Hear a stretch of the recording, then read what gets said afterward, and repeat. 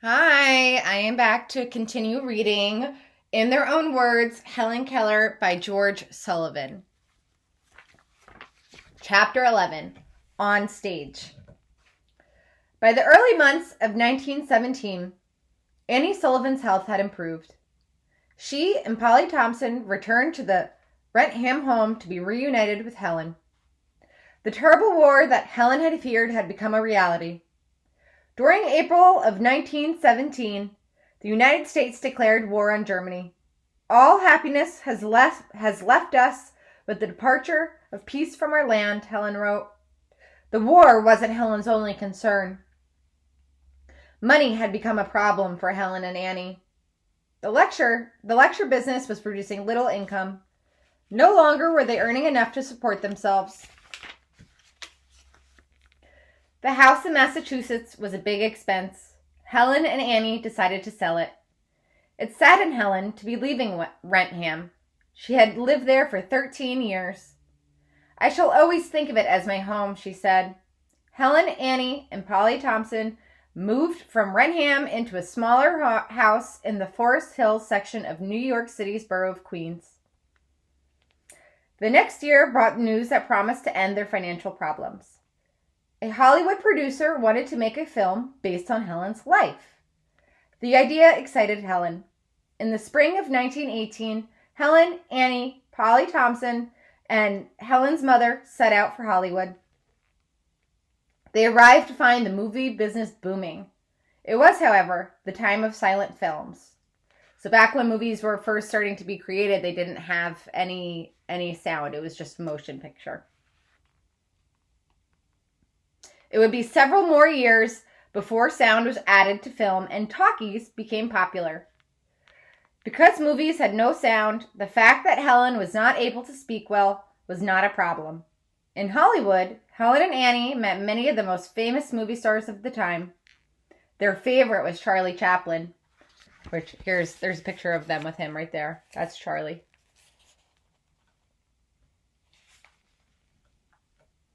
He had earned worldwide fame for his ability to make people laugh. Helen and Charlie Chaplin seemed to understand each other. The two became good friends. The movie about Helen's life was called Deliverance. After the cameras started filming, Helen was called upon to read Braille and act as if she was answering her mail. She was also asked to play a trumpet, ride a frisky horse, and take a ride in a small open cockpit airplane. The airplane flight thrilled her. She wrote, "Was I afraid? How could fear hold back my spirit, long accustomed to soar? Up, up, up, the machine bore me until I lost the odors of flying dust." When Deliverance opened at the movie theaters in August of 1918, it was highly praised. To the New York Times, it was one of the triumphs of the motion picture. But it did not appeal to the public. Few people went to see the movie, and Deliverance was a financial failure. Helen came out of the experience poorer than before she went into it. Back home, Helen and Annie sought another way to earn money. At the time, popular entertainment in the United States included vaudeville. In a typical vaudeville program, dancers, singers, comedians, acrobats, and even trained animals were presented on stage as separate acts. Helen and Annie decided to prepare a vaudeville act. Many of Helen's friends were shocked that she would even consider becoming a vaudeville performer. They had a low opinion of vaudeville. They said it appealed only to the lower class. Helen shrugged off their comments. She and Annie went to work to produce what Helen called a dignified act. Helen's career in vaudeville began in February 1920. It was a great success from the very beginning. The act lasted about 20 minutes. It began with a theater curtain rising to show a homey room with a fireplace. At one side of the room stood a piano on which rested a vase of fresh roses. Annie Sullivan, wearing a long gown, walked out onto the stage and into the spotlight. When the applause died down, she talked for several minutes about Helen's life. As soon as Annie had finished, a pair of curtains at the rear of the stage opened. Helen walked out.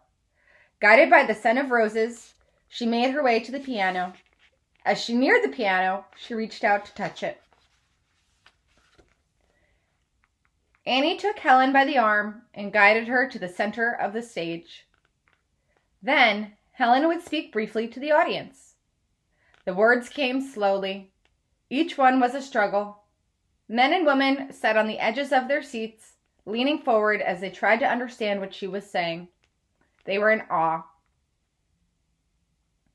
"What I have to say is very simple," Helen began. "My teacher has told you how a word from her hand touched the darkness of my mind, and I awoke to the gladness of my life. I was dumb, now I speak. I owe this to the hands and hearts of others. Through their love, I have found my soul and God and happiness." The performance ended with Helen taking some questions from the audience. Some of the more popular questions, along with Helen's answers, include the following. "Do you close your eyes when you sleep?" To which Helen responded, "I guess I do, but I never stayed awake to see." So she has a sense of humor. Another question includes, "Who are the most unhappy people?" And Helen said, "People who have nothing to do." Another question is, "Do you think women should hold office?" To which Helen replied, "Yes, if they can get enough of their fellow citizens to vote for them." Another question is, "What brings you the greatest satisfaction?" And Helen said, "Work accomplishment." And here's a picture of Helen as she prepares for one of her acts.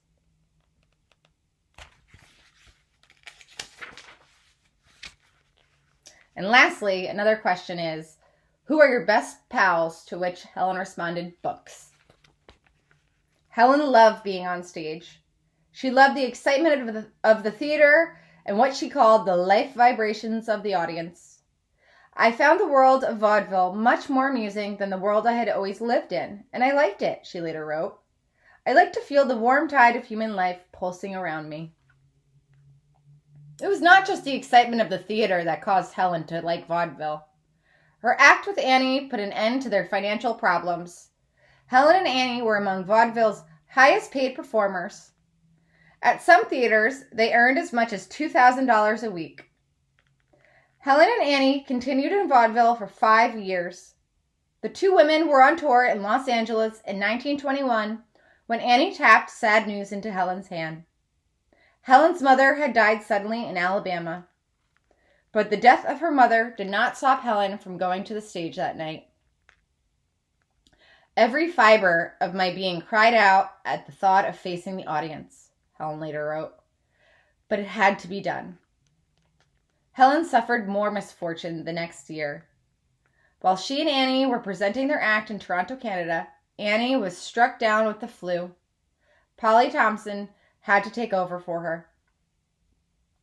When she got well, Annie returned to the stage, but she later lost her voice. Again, Polly replaced her. "Polly and I go on the stage twice a day," Helen wrote. "She tells how Miss Sullivan taught me, and then I answer questions and give my message as usual."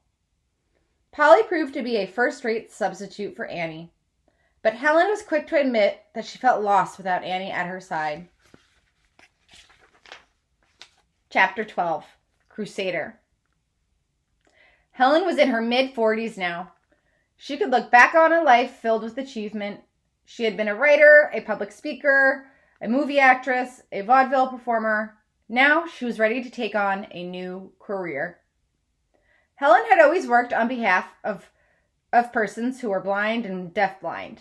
But beginning in 1924, Helen began to play a more active role in her work for the physically challenged. She became a staff member of the American Foundation for the Blind. From that year until her death, she was active with the organization. Helen had a special talent for fundraising. Her name was like magic. She and Annie began to tour the country to collect money for the American Foundation for the Blind. It was hard work. Helen and Annie went before the public several times a week. Their appearances were similar to those that they had made as vaudeville performers. First, an artist who was blind, usually a violinist or pianist, would play. Annie would then speak, explaining Helen's education. Next, she would introduce Helen, who would make a short speech. Helen would end by asking the people in the audience to donate money for the people who are blind. People crowded lecture halls and other meeting places to hear Helen speak. She was called the perfect symbol of the physically challenged. She explained to audiences that the great need of the blind was not charity, but opportunity. With each appearance, Helen and Annie raised thousands of dollars. One newspaper hailed their efforts with the headline, "Purses Fly Open to Helen Keller." Helen and Annie also won the support of some of the wealthiest people of the day. Henry Ford, the founder of the Ford Motor Company, gave to their cause. So did John D. Rockefeller, one of the most noted business leaders of the time. And here's a picture of Helen in her 40s.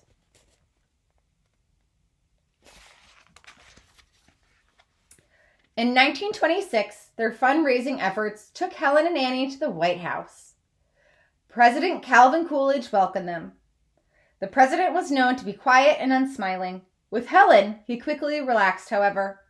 "They say you are cold, but you are not," Helen told him. "You are a dear president." From the White House, Helen and Annie were driven to the Senate office building. There, they met Thomas D. Shaw, a Minnesota senator who was blind. Senator Shaw had just completed a long and difficult election campaign. During the campaign, he had delivered 287 speeches. "What did you find to say 287 times?" Helen asked him. "Oh, I just said the same things over," the senator replied. "That's just what I do too," Helen said with a smile. In their work for the American Foundation for the Blind, Helen and Annie visited 123 cities in the United States. They spoke to more than 250,000 people. They raised more than $1 million in donations, a huge amount for the time. And here's a picture of Helen with President Coolidge.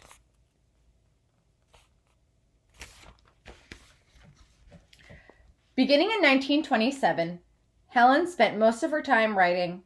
Her chief project was Midstream, My Latter Life. The book was published in 1929. It was a success from the first day it appeared in bookstores. After Midstream was published, Helen, Annie, and Polly Thompson traveled to Europe.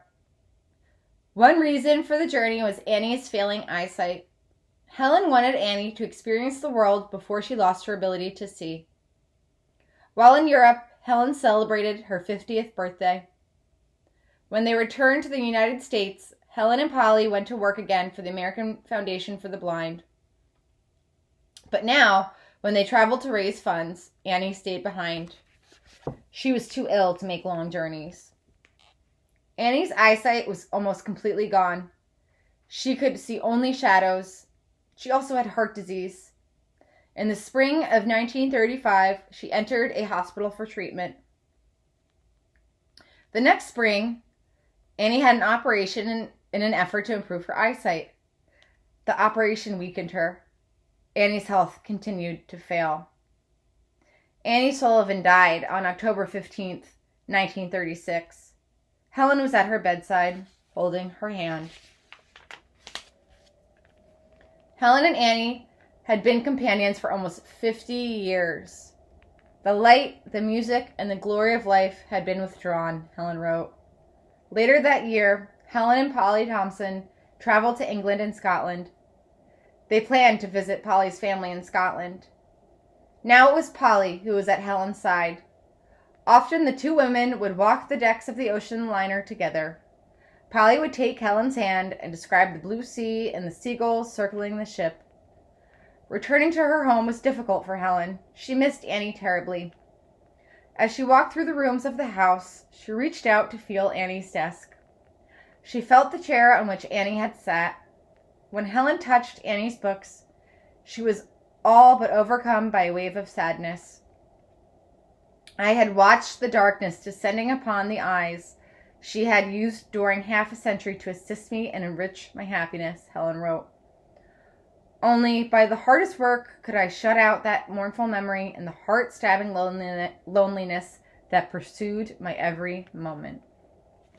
And that is the end of chapter 12. So that's sad. So as you guys can see, Annie Sullivan played a huge role in Helen's life, and I'm sure Helen was devastated after she passed away. We only have 2 more chapters left, which I will continue to read to you in a little bit. Have a nice day.